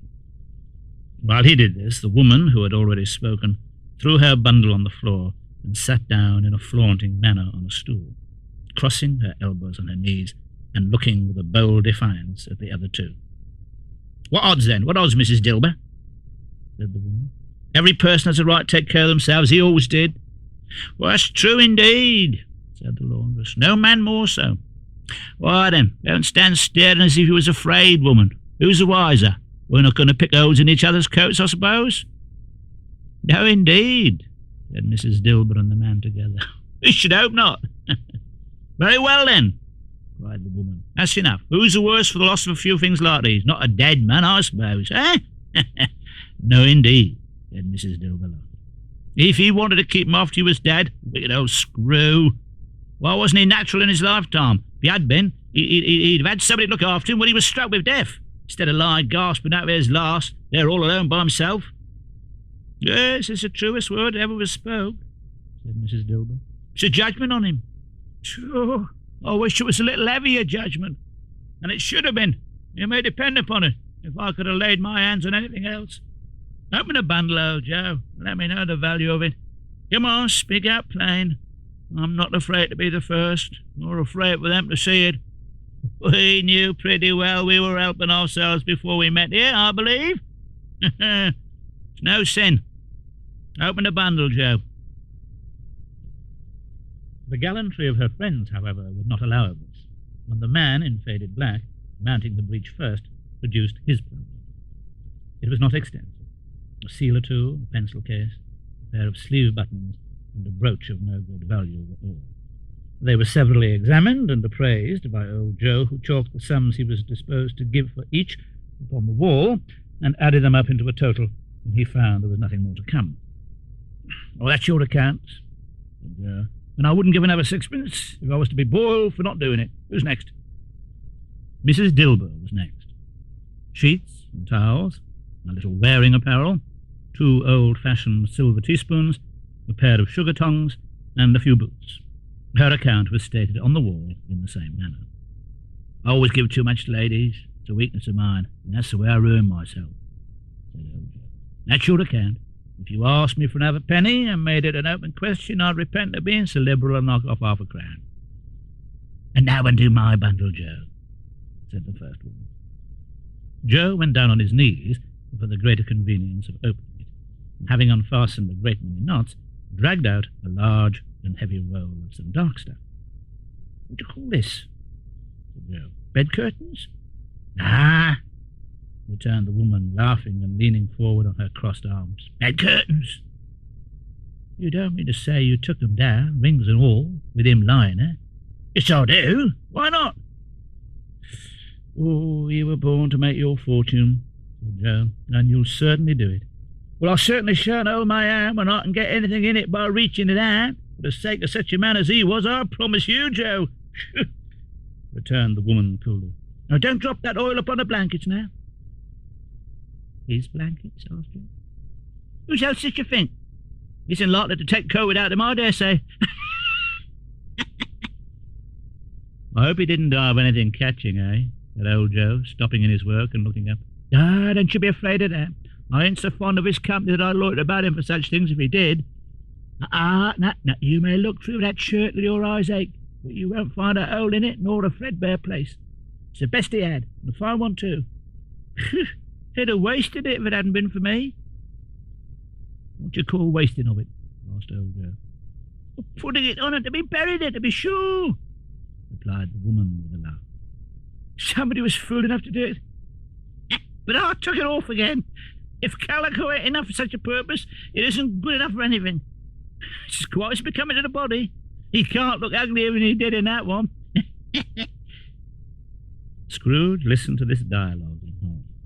As they sat, grouped about their spoil, in the scanty light afforded by the old man's lamp, he viewed them with a detestation and disgust which could hardly have been greater though they had been obscene demons marketing the corpse itself.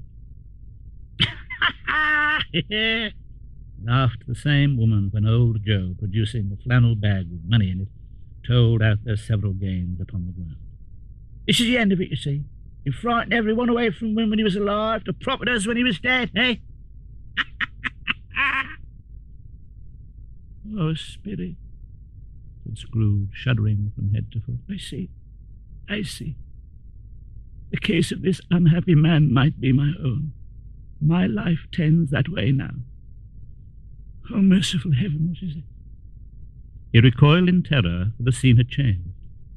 And now he almost touched a bed, a bare, uncurtained bed, on which, beneath a ragged sheet, there lay a something covered up, which, though it was dumb, announced itself in awful language.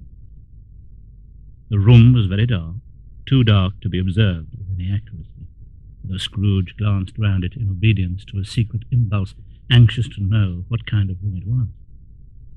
A pale light rising in the outer air fell straight upon the bed, and on it, plundered and bereft, unwatched, unwept, uncared for, was the body of a man. Scrooge glanced towards the phantom. Its steady hand was pointed to the head. The cover was so carelessly adjusted that the slightest raising of it, the motion of a finger upon Scrooge's part, would have disclosed the face. He thought of it, felt how easy it would be to do, and longed to do it, but had no more power to withdraw the veil than to dismiss the spectre at his side. The phantom spread its dark robe before him for a moment, like a wing. They entered poor Bob Cratchit's house, the dwelling he had visited before, and found the mother and the children seated around the fire.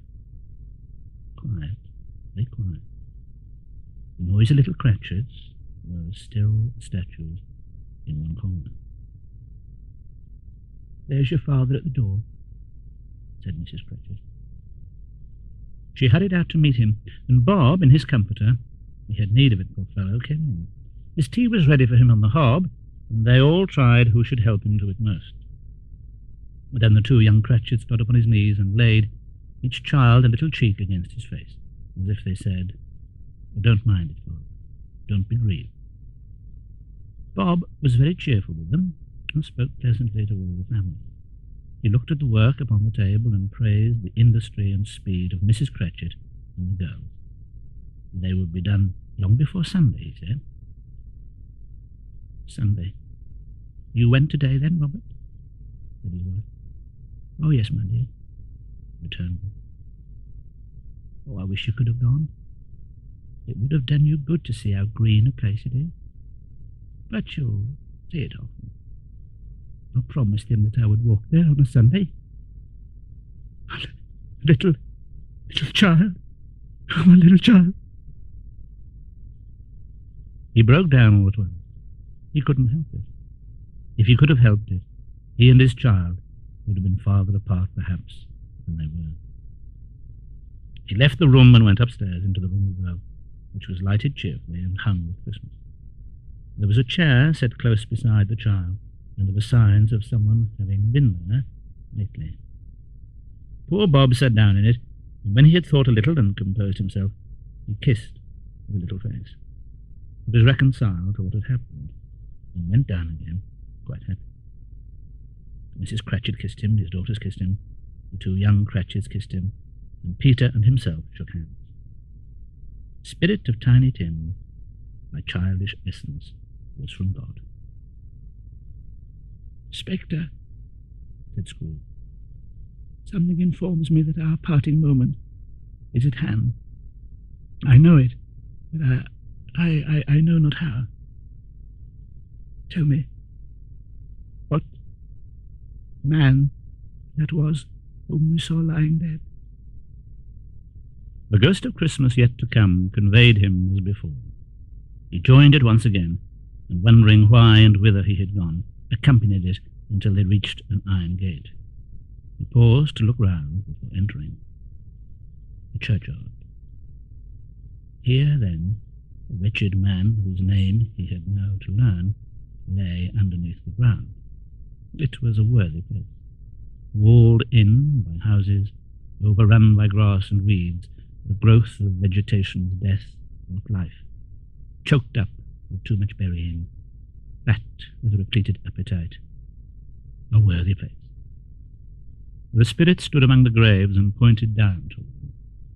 He advanced towards it, trembling. The phantom was exactly as it had been, but he dreaded that he saw new meaning in its solemn shape. "Before I draw nearer to that stone to which you point, answer me one question. Tell me, spirit, are these the shadows of the things that will be, or are they shadows of things that may be only?" Still the ghost pointed downward to the grave by which it stood. "Men's courses will foreshadow certain ends to which, if persevered in, they must lead. But if the courses be departed from, the ends will change." "Oh, yes, yes. Say it is thus with what you show me." The spirit was immovable as ever. Scrooge crept towards it, trembling as he went, and following the finger, read upon the stone of the neglected grave his own name, Ebenezer Scrooge. "Ah, am I that man who lay upon the bed?" The finger pointed from the grave to him, and back again. "Oh, spirit, oh, no, no." The finger still was there. "Oh, spirit, spirit, hear me. I am not the man I was. I will not be the man I must have been but for this intercourse. Show me this, if I am passed over." For the first time, the hand appeared to shake. "Oh, good spirit, your nature intercedes for me and pities me. Assure me that I yet may change these shadows you have shown me by an altered life." The kind hand trembled. "I will honour Christmas in my heart, and try to keep it all the year. I will live in the past, the present, and the future. The spirit of all three shall strive with them. I will not shut out the lessons that they teach. Oh, tell me I may sponge away the writing on this stone." In his agony he caught the spectral hand. It sought to free itself, but he was strong in his entreaty and detained it. The spirit, stronger yet, repulsed him. Holding up his hands in a last prayer to have his fate reversed, he saw an alteration in the phantom's hood and dress. It shrunk, collapsed, and dwindled down into a bedpost. Yes, and the bedpost was his own. The bed was his own. The room was his own. Best and happiest of it. All the time before him was his own, to make amends in. I will live in the past, the present, and the future. The spirits of all three shall strive within me. Oh, Jacob Marley, heaven and the Christmas time be praised, so that I say on my knees, oh, Jacob, on my knees." Scrooge repeated the words as he scrambled out of bed.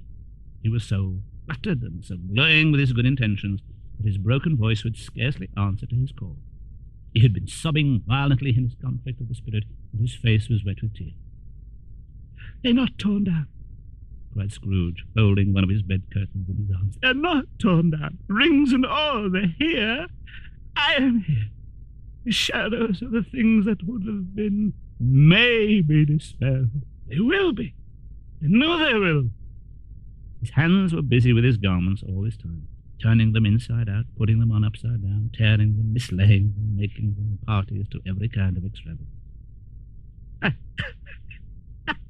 don't know what to do. I don't know what to do, cried Scrooge, laughing and crying in the same breath, and making a perfect loukoon of himself with his stocking. I'm as light as a feather, I'm as happy as an angel. I'm as merry as a schoolboy, I'm as giddy as a drunken man. Merry Christmas to everybody! Happy New Year to all the world! Hello there! Whoop! Hello! Hello! He had frisked into his sitting room and was now standing there, perfectly windy. Oh, there's the saucepan that the gruel was in, cried Scrooge, starting off again and going round the fireplace. There's the door by which the ghost of Jacob Marley entered. There's the corner with the ghost of Christmas presents. Oh, it's all right. It's all true. It all happened. Oh! Really, for a man who had been out of practice for so many years, it was a splendid laugh, a most illustrious laugh. The father, a long, long line of brilliant laughs. I don't know what day of the month it is. I don't know how long I've been among the spirits. I don't know anything. I'm quite a baby. Never mind, I don't care. I'd rather be a baby. Hello there. Hello. He was checked in his transport by the churches ringing out the lustiest peals he had ever heard. Clash, clang, hammer, ding, dong, bell, bell, dong, ding, hammer, clang, clash. Oh, glorious, glorious. Running to the window, he opened it and put out his head. No fog, no mist, clear, bright, jovial, stirring, cold, cold, piping for the blood to dance to, golden sunlight, heavenly sky, sweet, fresh air, merry bells. Oh, glory, glory. Hey, what's today? What's today? Cried Scrooge, calling downward to a boy in Sunday clothes, who perhaps had loitered in to look about him. Aye, returned the boy with all his might of wonder. What's today, my fine fellow? Day? Why, Christmas Day. It's Christmas Day. It's Christmas. Oh, I haven't missed it. I haven't missed it. The spirits have done it all in one night. Oh, they can do anything they like. Of course they can. Of course they can. Hello, my fine fellow. Hello. Timmy, do you know the poulterers in the next street but one at the corner? Oh, she don't mind dead. Oh, intelligent boy, remarkable boy, remarkable. Timmy, do you know whether they've sold the prize turkey that was hanging up there? Not the little prize turkey, the big one. Oh, the one as big as me. What a delightful boy. It's a pleasure to talk to him. Yes, my buck. He's hanging there now. Is it? Woo, go and buy it. What? No, I'm in earnest. I'm going to go and buy it and tell them to bring it here, that I may give them the direction where to take it. Come back with the man, I'll give you a shilling. Come back with him in less than 5 minutes, I'll give you half a crown. Woo! The boy was off like a shot. He must have had a steady hand at a trigger who could have got a shot off half so far. Send it to Bob Cratchit's, whispered Scrooge, rubbing his hands and splitting with a laugh. Oh! He shan't know who sent it. It's twice the size of Tiny Tim. The hand in which he wrote the address was not a steady one, but write it he did somehow and went downstairs to open the street door, ready for the coming of the poulterer's man. As he stood there waiting his arrival, the knocker caught his eye. Oh, I shall love it as long as I live, cried Scrooge, patting it with his hand. I scarcely ever looked at it before. Oh, what an honest expression it has in its face. It's a wonderful knocker. Oh, here's a turkey. Oh, hello. How are you? Oh, Merry Christmas. It was a turkey. He could never have stood upon his legs, that bird. He would have snapped them short off in a minute, like sticks of sealing. It's impossible to carry that to Camden Town, said Scrooge. You must have a cab. The chuckle with which he said this, and the chuckle with which he paid for the turkey, and the chuckle with which he paid for the cab, and the chuckle with which he recompensed the boy, were only to be exceeded by the chuckle with which he sat down breathless in his chair again, and chuckled till he cried. He dressed himself all in his best, and at last got out into the street. The people were by this time pouring forth. as he had seen them with the ghost of Christmas present. Walking with his hands behind him, Scrooge regarded every one of them with a delighted smile. He looked so irresistibly pleasant, in a word, that 3 or 4 good-humoured fellows said, "Good morning, sir. Merry Christmas to you." And Scrooge said often afterward that of all the blithe sounds he had ever heard, those were the blithest in his ear.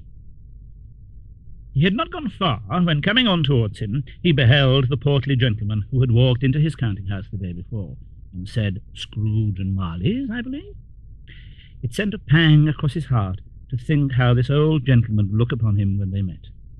But he knew what path lay straight before him, and he took it. "My dear sir," said Scrooge, quickening his pace and taking the old gentleman by both his hands. "How do you do? I hope you succeeded yesterday. It was very kind of you. Merry Christmas to you, sir." "Mr. Scrooge?" Yes. That is my name, and I fear it may not be pleasant to you. Allow me to ask your pardon. And will you have the goodness?"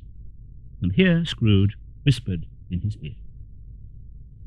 "Oh, Lord, bless me," cried the gentleman, as if his breath were taken away. "My dear Mr. Scrooge, are you serious?" If you please, not a farthing less. A great many back payments are included in it, I assure you. Will you do me that favour?" "My dear sir," said the other, shaking hands with him, "I don't know what to say to such munificent—" Don't say anything, please," retorted Scrooge. "Come and see me. Will you please come and see me?" "I will," cried the old gentleman, and it was clear he meant to do. Thank you. I'm much obliged to you. I thank you 50 times. God bless you." He went to church and walked about the streets, and watched the people hurrying to and fro, and patted children on the head, questioned beggars, and looked down into the kitchens of houses and up to the windows, and found that everything could yield him pleasure. He had never dreamed that any walk and anything could give him so much happiness. In the afternoon he turned his steps towards his nephew's house. He passed the door a dozen times before he had the courage to go up and knock. But he made a dash and did it. "Is your master at home, my dear?" said Scrooge to the girl. "Nice girl." "Yes, sir." "Where is he, my love?" "He's in the dining room, sir, along with the mistress. I'll show you upstairs, if you please." "Oh, thank you. He knows me," said Scrooge, with his hand already on the dining room lock. I'll go in here, my dear." He turned it gently and sidled his face in round the door. They were looking at the table, which was spread out in great array, for these young housekeepers are always nervous on such points, and like to see that everything is right. "Fred," said Scrooge. "Why, bless my soul, who's that?" cried Fred. "It's I, your Uncle Scrooge. I've come to dinner. Will you let me in, Fred?" "Let him in. It is a mercy he didn't shake his arm. He was at home in 5 minutes. Nothing could be heartier. Wonderful party, wonderful games, wonderful unanimity, wonderful happiness." But he was early at the office next morning. Oh, he was early there. If he could only be there first and catch Bob Cratchit coming late. That was the thing he had set his heart upon. And he did it. Yes, he did. The clock struck 9, no Bob. A 1/4 past, no Bob. He was full 18 minutes and a half behind his time. Scrooge sat with his door wide open that he might see him come into the tank. His hat was off before he opened the door, his comforter too. He was on his stool in a jiffy, driving away with his pen as if he were trying to overtake 9 o'clock. "Hello," growled Scrooge in his accustomed voice, as near as he could feign it. "What do you mean by coming here this time of day?" I'm very sorry, sir," said Bob. "I am behind my time." "You are? I should think you are. Step this way, sir, if you please." It's only once a year, sir," pleaded Bob, appearing from the tank. It shall not be repeated. I was making rather merry yesterday, sir." "Now, I'll tell you what, my friend. I am not going to stand this sort of thing any longer. And therefore," he continued, leaping from his stool and giving Bob such a dig in the waistcoat that he staggered back into the tank again, "and therefore, I am about to raise your salary." Bob trembled and got a little nearer to the ruler. He had a momentary idea of knocking Scrooge down with it, holding him and calling to the people in the court for help and a strait waistcoat. "A Merry Christmas, Bob! A Merry Christmas!" he said with an earnestness that could not be mistaken as he clapped him on the back. "A Merry Christmas, Bob, my good fellow, than I've given you for many a year. I'll raise your salary and endeavour to assist your struggling family, and we will discuss your affairs this very afternoon over a Christmas bowl of smoking bishop, Bob. Make up the fires and buy another coal scuttle before you dot another I, Bob Cratchit." Scrooge was better than his word. He did it all, and infinitely more. And to Tiny Tim, who did not die, he was a second father. He became as good a friend, as good a master, and as good a man as the good old city knew, or any other good old city, town, or borough in the good old world. Some people laughed to see the alteration in him, but he let them go, and little heeded them. For he was wise enough to know that nothing ever happened on this globe for good at which some people did not have their fill of laughter in the outset. And knowing that such as these would be blind anyway, he thought it quite as well that they should wrinkle up their eyes and grins as have the malady in less attractive forms. His own heart loved, and that was quite enough for him. He had no further intercourse with spirits, but lived upon the total abstinence principle ever afterward, and it was always said of him that he knew how to keep Christmas well, if any man alive possessed it. May that be truly said of us, and all of us. And so, as Tiny Tim observed, God bless us, every one.